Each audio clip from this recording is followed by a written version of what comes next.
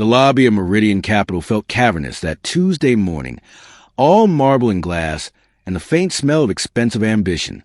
I was trying to be invisible, something I perfected over 3 years, when Vanessa Whitlock's laugh cut through the air like a blade through silk. "You take the bus here? Really, Nathan?" She stood by the reception desk in her signature power suit, burgundy this time, perfectly tailored. I thought we hired adults, not children who can't even afford a cab. Every head turned. I felt 30 pairs of eyes slide toward me like I was a specimen under a microscope. My hands trembled slightly as I gripped my worn transit card.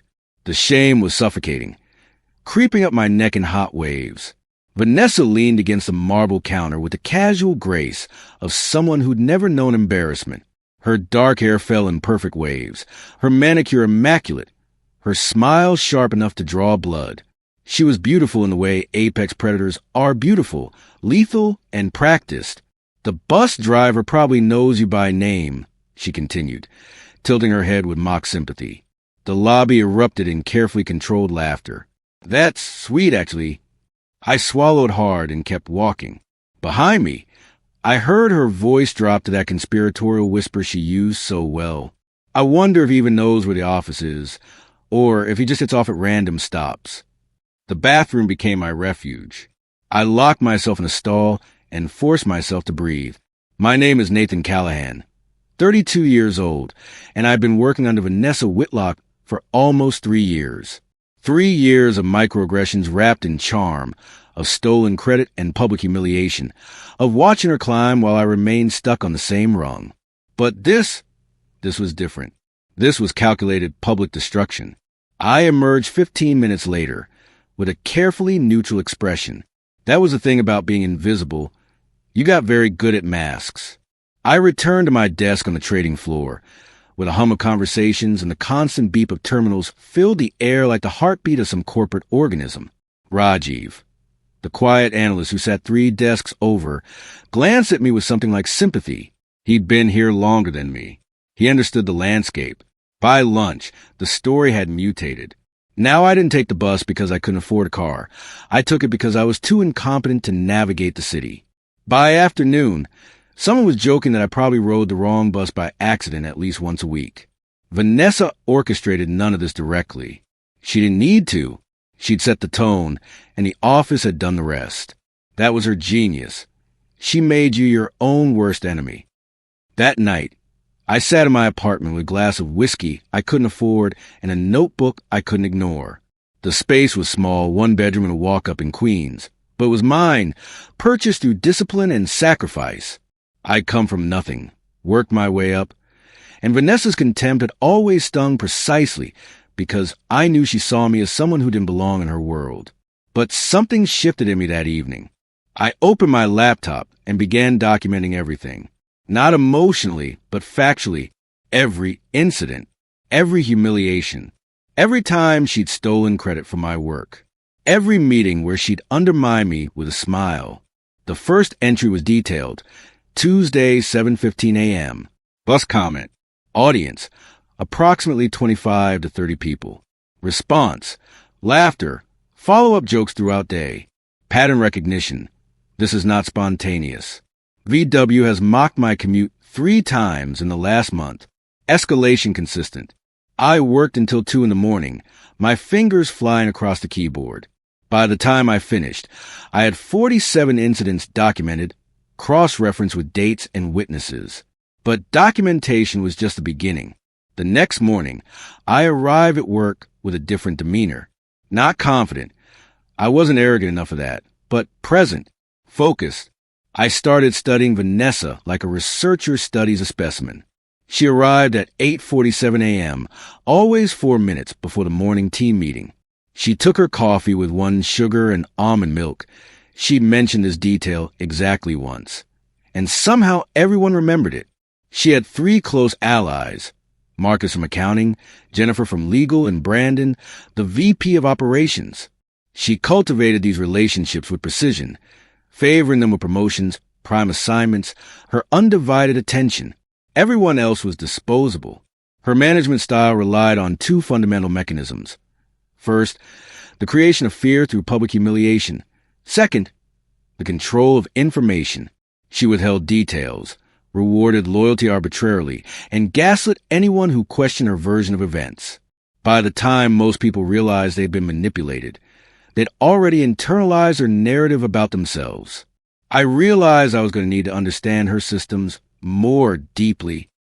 "She's doing this to everyone," Rajiv said one afternoon. We were grabbing coffee in the break room, the only relatively private space in the office. He kept his voice low. "But I notice you watching her differently now. Is it that obvious?" I asked, only to someone who's been where you are. He stirred his coffee thoughtfully. "She did the same thing to me 5 years ago. Tried to make me quit. I almost did." "Why didn't you?" "Spite."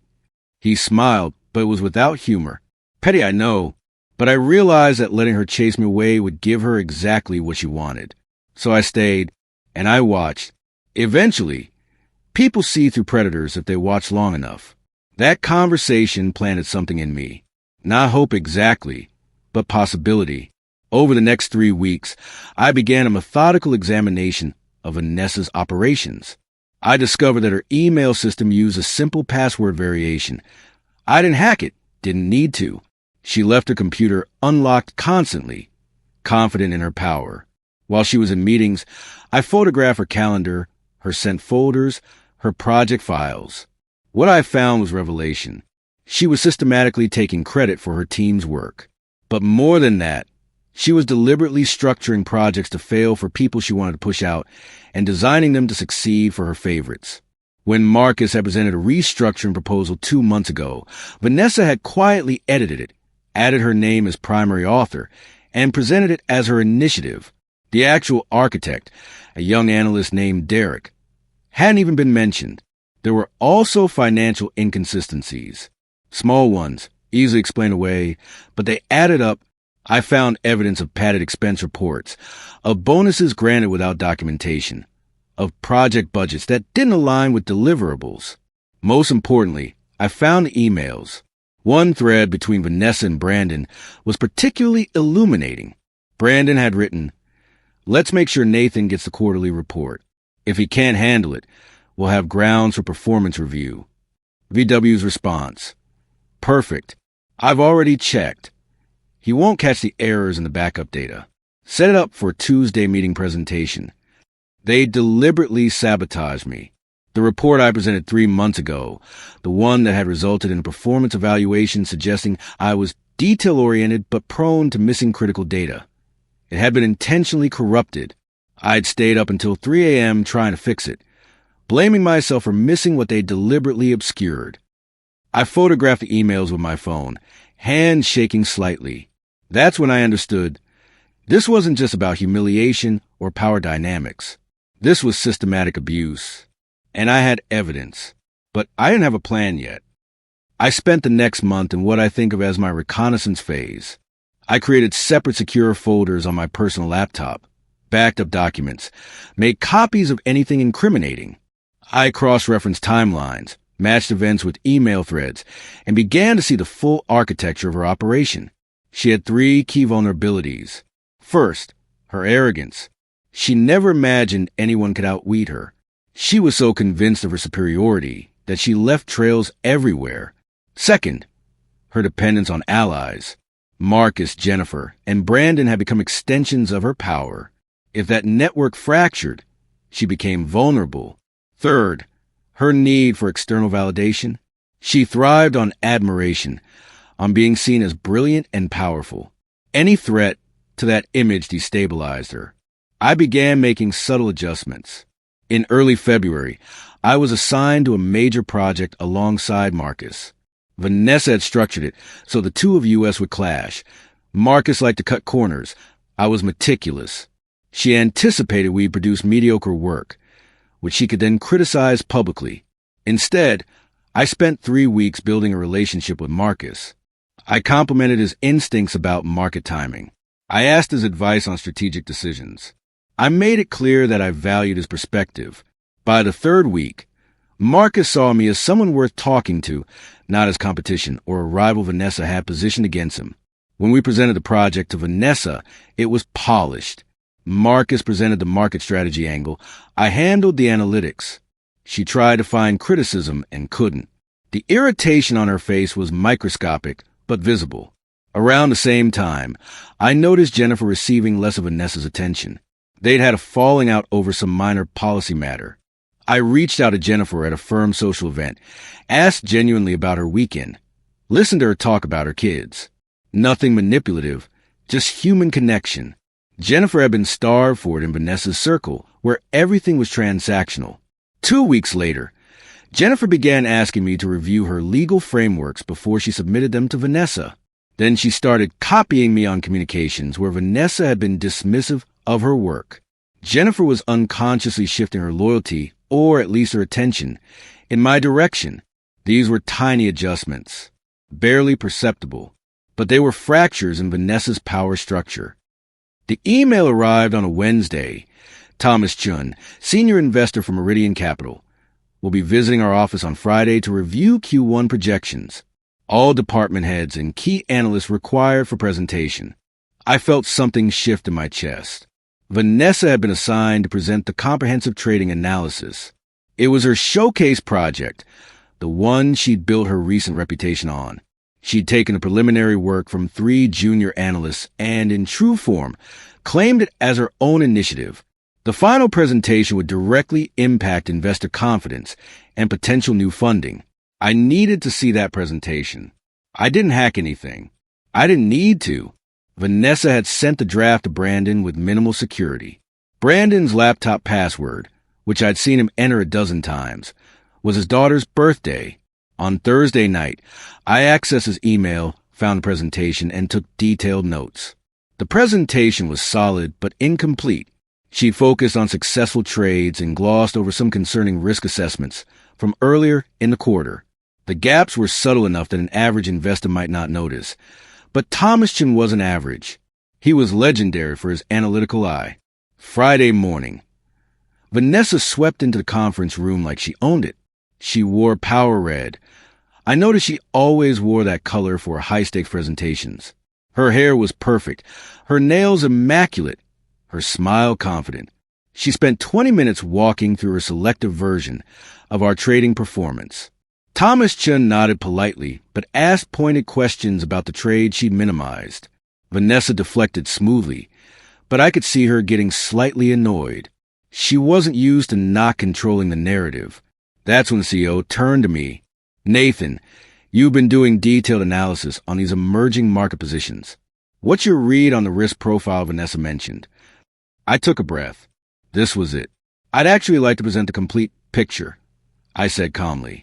Vanessa's focus on successful plays, which is absolutely valid, but there's an important context in the broader portfolio analysis. I walked a whiteboard and began drawing out the data. I highlighted the 3 trades that had underperformed, explained the underlying market conditions, and then presented the corrective strategies I'd been quietly developing for 6 weeks. Each point was thoroughly documented.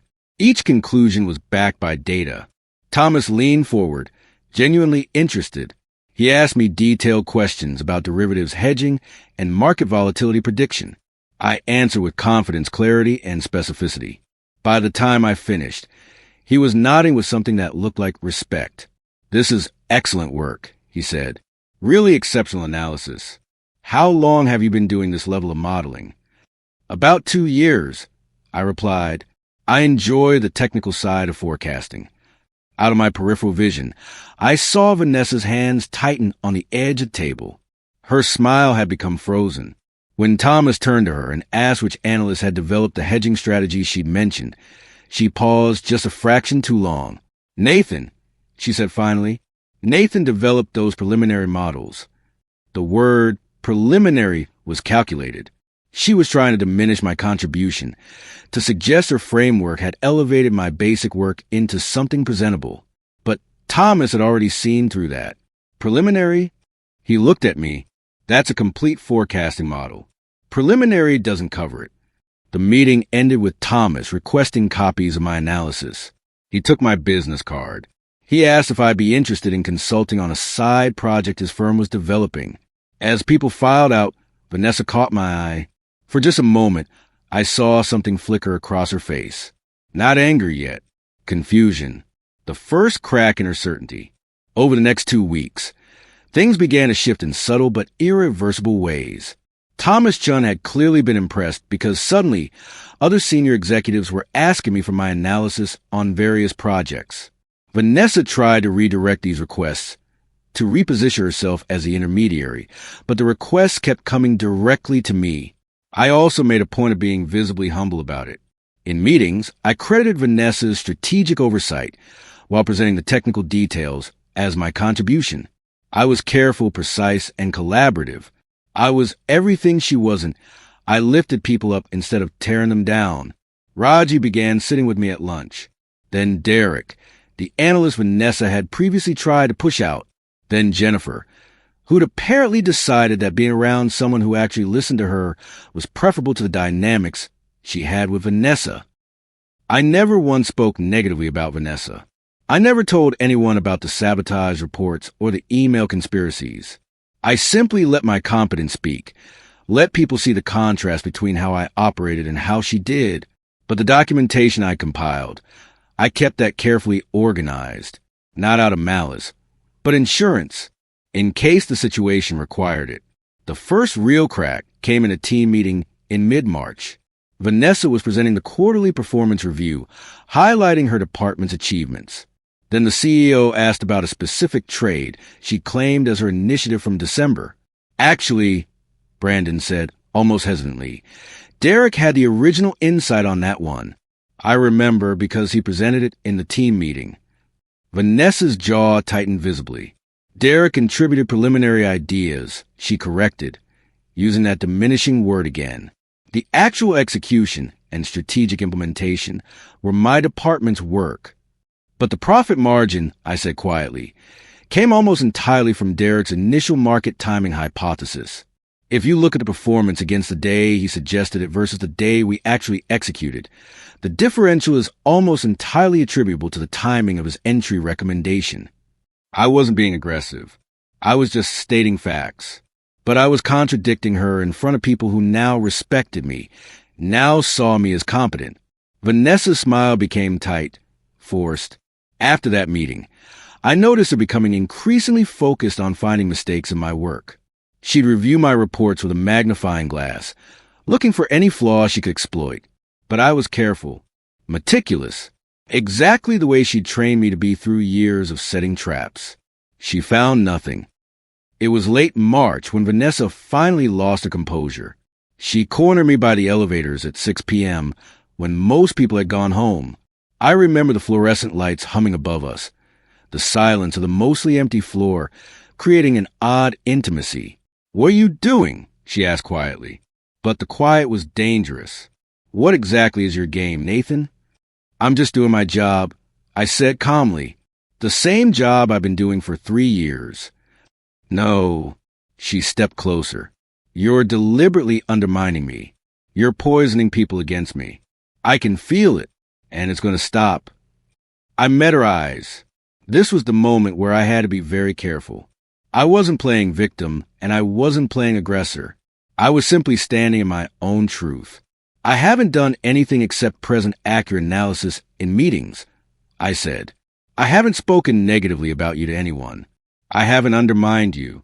But I also haven't been invisible anymore. And I think that's what you're actually upset about.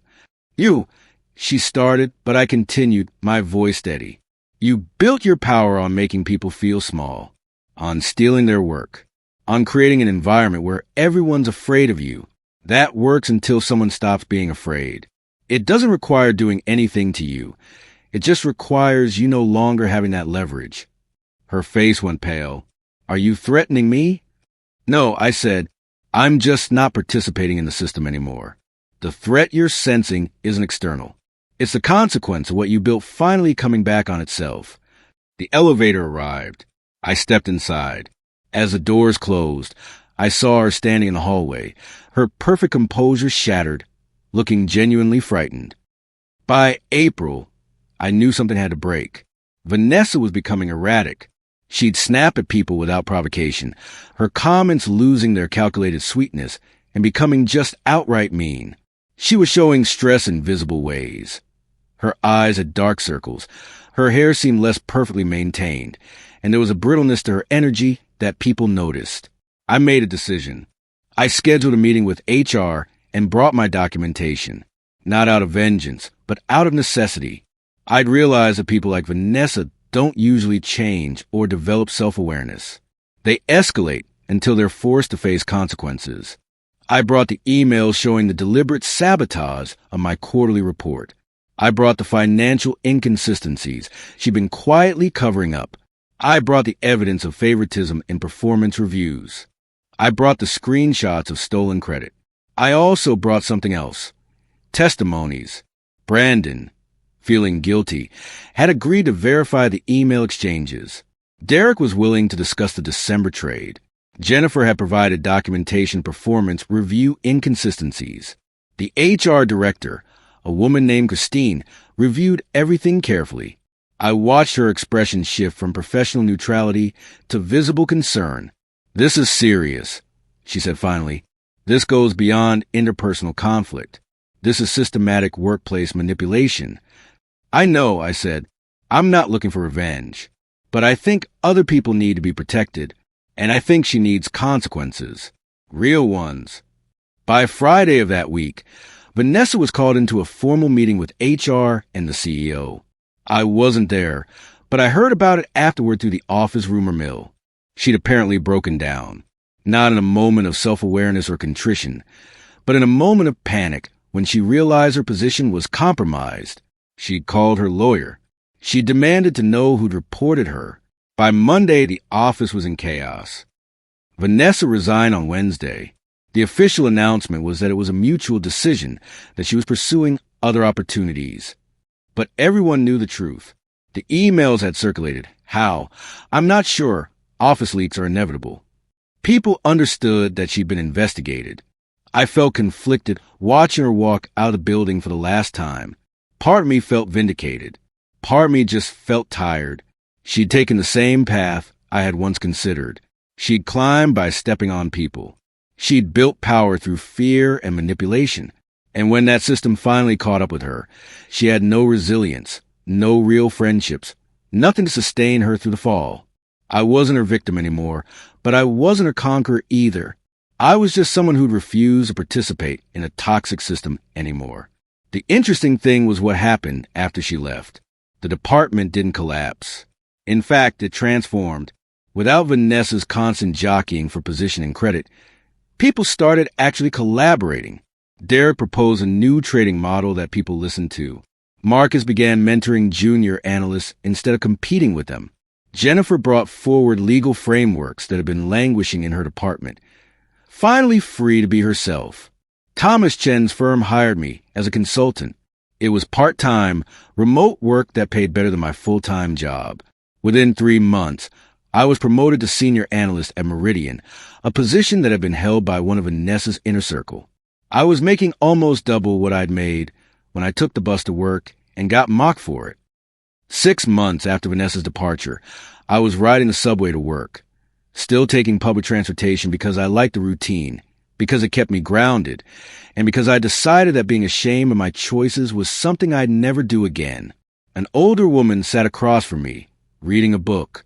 She reminded me of someone, though I couldn't place who. She looked up, and I realized it was Catherine from accounting. Someone I'd gone to high school with, someone I'd lost touch with over the years. "Nathan," she called out. "Nathan Callahan?" We talked for the entire subway ride. Catherine worked in wealth management now, working with startups and emerging businesses.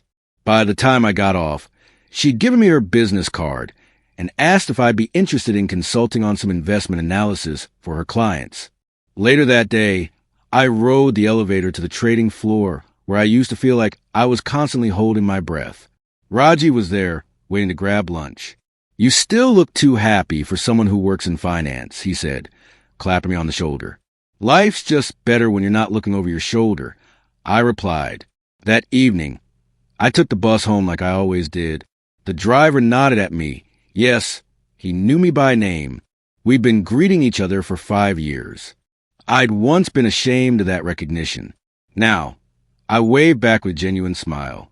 The bus pulled into traffic, and I watched the city pass by. The people on the street with their own struggles and victories, their own mountains to climb. I thought about Vanessa, wondered where she was now, what she was doing. I hoped she'd found something that made her kinder. But I'd learned not to expect redemption from people who didn't want to change.